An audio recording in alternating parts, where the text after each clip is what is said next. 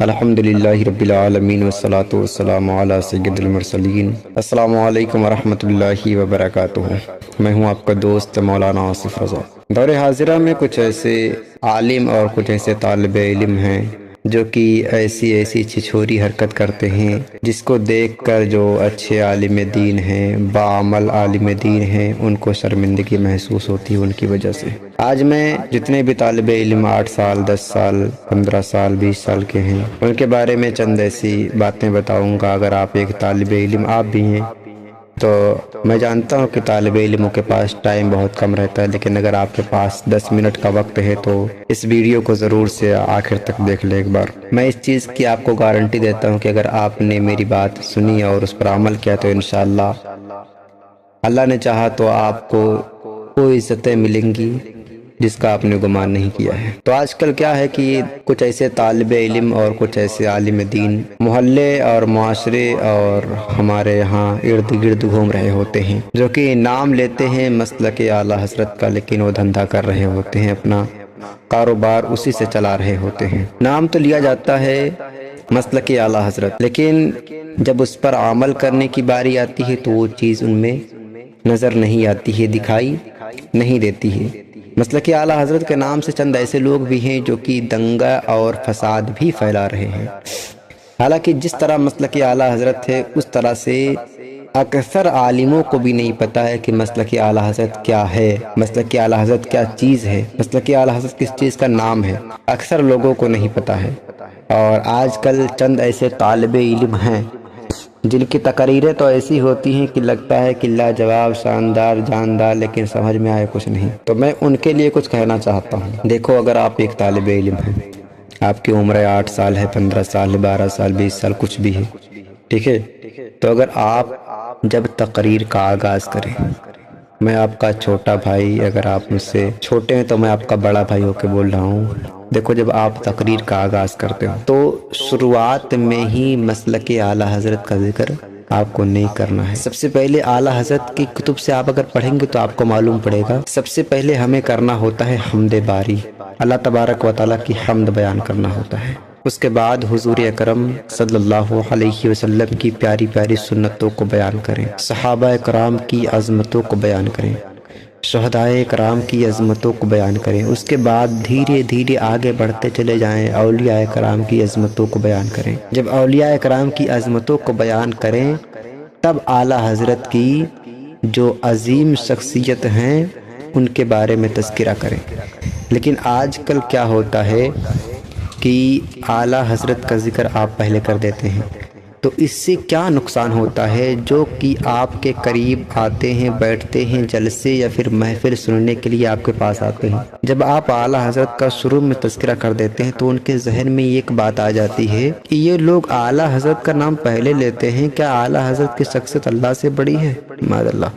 ان کا یہ گمان ہوتا ہے کہ اعلی حضرت کی شخصیت حضور اکرم صلی اللہ علیہ وسلم سے اعلیٰ ہے، تو یہ لوگ اعلی حضرت پہلے کرتے ہیں۔ اس لیے میں آپ کو یہ بتا رہا ہوں کہ جیسے آپ حمد باری کریں گے، آپ لائن سے بیان کرتے چلے آئیں گے، اس کے بعد تذکرہ کریں گے اعلی حضرت کی، تب لوگوں کو آپ کی جملے، آپ کی بات، آپ کا سمجھانا بھی سمجھ میں آئے گا۔ لیکن آپ شروعات سے ہی اگر آپ خراب کر دیں گے تو چند لوگ تو شروع میں ہی اٹھ کر چلے جائیں گے۔ اگر آپ کی تقریر شروع ہوئی، آپ نے ایسے ایسے جملے کہا تو شروعات میں ہی چند لوگ اٹھ کر چلے جائیں گے، اور چند لوگ اگر بیٹھے رہیں گے، مجبوری کے تحت نہیں جائیں گے، تو آپ کے جملوں پر توجہ بالکل نہیں کریں گے۔ تو جو بات میں آپ کو بتایا ہوں کہ جس طرح تقریر کا جو عنوان ہے، اگر آپ اس طرح تقریر شروع کریں گے تو آپ کے جو لفظ ہیں لوگ اس پر توجہ کریں گے، لوگ اس پر غور و فکر کریں گے، آپ کی بات غور سے سنیں گے۔ اس کے بعد جب اولیاء کرام کا تذکرہ ہو رہا ہے، اعلی حضرت کا تذکرہ کریں، ان کے خاندان کے بارے میں بتائیں، اس کے بعد والدین کی شان کے بارے میں بتائیں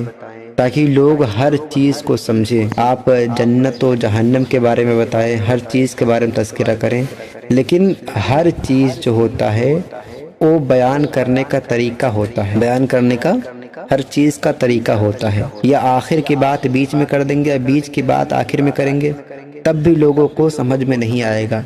तकरीर से पहले आप जुमले को अच्छे तरीके से सेट कर लें, अच्छे तरीके से बना लें। किसकी शान ज़्यादा बुलंद है, किसकी अज़मतें ज़्यादा बुलंद है, किसकी शान ज़्यादा बुलंद है, इस तरह से आपको टॉपिक बैठा लेना है। उसके बाद जलसे में आना है, तकरीर करना है। इंशाअल्लाह अगर आप तकरीर को अच्छे अंदाज में बयान करेंगे तो लोग आपकी तकरीर पसंद करेंगे, और आप जो बोलेंगे, जो नसीहतें करेंगे, लोग उस पर इंशाअल्लाह अमल भी करेंगे। लेकिन अगर आप शुरुआत का ही माहौल ख़राब कर देंगे तो ये चीज़ बहुत बेकार हो जाएगी। और उसके बाद मैं बताऊं आपको एक बात, आजकल कुछ ऐसे तालिबे इल्म होते हैं जो कि जलसे जुलूस तो बहुत करते हैं, है ना, जलसे जुलूस बहुत ही ज़्यादा करते हैं।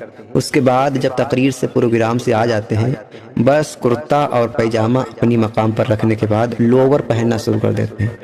तो लोअर पहनना कोई गलत बात नहीं है, लेकिन उसको पहनकर आप वहाँ जा रहे हैं जहाँ पर ये बुरा जाना जाता है, ये गलत जाना जाता है। बहुत से लोग इस चीज़ को बुरा समझते हैं, तो उस जगह पर आप लोअर पहनने से एहतियात करें, बचें उस जगह से। आप घर पे पहने और काम वगैरह हो तो पहने, वरना आप क्या होता है कि जहाँ जलसे जुलूस करते हैं, जिसको समझाते हैं, उन्हीं लोगों के पास इस लिबास में जाते हैं तो बहुत से लोग इस चीज़ को बुरा जानते हैं। तो जो आपकी बात पर अमल करना चाहते भी थे तो कहते हैं ये देखो ये तो खुद बिगड़े हुए हैं, हमको क्या सुधारेंगे। तो इस चीज़ में आपका चलना बोलना हर चीज़ का आपको अच्छा होना चाहिए था। उसके बाद अब बात करते हैं सारे मुसलमानों की। यहाँ पर आलिम भी हैं और बेपढ़ा शख्स भी हैं, यानी अगर आम मुसलमान भी हैं। तो देखो, अगर आप आम मुसलमान भी हैं तो ये मत सोचे कि सिर्फ आलिम साहब ही अच्छे तरीके से चलें बोलें। ये हर इंसान की बात है। हर मुसलमान को चाहिए कि जब बात करे तो नरमी से करे, और चले तो ऐसा लगे कि मुसलमान है, बोले तो ऐसा लगे कि ये मुसलमान है। अमानतदारी करे, ख़यानत ना करे। इसलिए कि अगर आप अच्छे तरीके से बोलेंगे, उठेंगे, बैठेंगे, तो अगर आपको एक गैर मुस्लिम देखेगा, एक बद मज़हब देखेगा आपको, तो जब आपको देखेगा तो कहेगा हाँ ये बातों से मुसलमान लगता है, ये चलने से, उठने से, बैठने से मुसलमान लगता है। इसकी कितनी प्यारी बातें हैं। आखिर ये कहाँ से पढ़ा है, आखिर ये कौन सी किताब पढ़ता है। तो उसका जो कुरान पढ़ना है वो पहले आपको पढ़ेगा। गैर मज़हब जो है आपके कुरान को पहले नहीं पढ़ता है, पहले इंसान को पढ़ता है। अगर आपका चलना उठना बैठना इस्लाम के मुआफिक है तो वो सोचेगा यार कहाँ से ये पढ़ता आके है। तो आपको पहले उसने पढ़ लिया, उसके बाद आपकी किताब कुरान को पढ़े, उसके बाद कुरान मुक़द्दसा को पढ़ेगा। लेकिन अगर आपका चलना उठना बैठना बात करना लफंगों की तरह रहना, तो इस चीज़ से आपका भी मजाक उड़ेगा, इस्लाम का भी मजाक उड़ेगा। अब बात आप पर है कि आप अपने आप की मजाक बनवाएं या इस्लाम की मजाक बनवाएं, या आपके ऊपर है। लेकिन अगर आप एक मुसलमान हैं तो हरगिज़ नहीं चाहेंगे कि मेरी वजह से इस्लाम का मजाक उड़े। इसलिए मैं आप सभी से रिक्वेस्ट करता हूँ कि जितने भी मुसलमान हैं उन सभी भाइयों से मैं कहना चाहता हूँ, सभी इंसानों से मैं कहना चाहता हूँ कि जब आप चलें बोलें तो आपके जुमलों में, आपके लफ्ज़ों में मिठास होनी चाहिए। आपके चलने का, उठने का, बैठने का तरीका एक अच्छे बाअदब इंसान की तरह होनी चाहिए। इसलिए कि अगर आप आज बाशऊर रहेंगे, आप बाअदब रहेंगे, तो जो आने वाली नस्लें हैं वो भी बाअदब रहेंगी। देखो आजकल जो है, अगर बड़ा अगर थोड़ी गलती करता है तो बच्चे उससे 1-2 गुना आगे ही हो जाते हैं, 10 गुना आगे हो जाते हैं। तो इसकी वजह आप ही हैं। अगर वो थोड़ी सी कमी आप में देखता है तो उसको और ज्यादा कर देता है। इसलिए अगर आप चाहते हैं कि आपके बच्चे हैं अगर वो सही रास्ते पर चले, बाअदब रहें, बाशऊर रहें, तो आपको चाहिए कि पहले आप खुद बाअदब बने, आप खुद बाशऊर बने, ताकि जो आने वाले आपके बच्चे हैं, आपके नस्लें हैं, वो सही रास्ते पर चले आपको देख। मेरे बोलने में अगर गलतियां हुई तो माफ़ फरमाएं। अस्सलामु अलैकुम।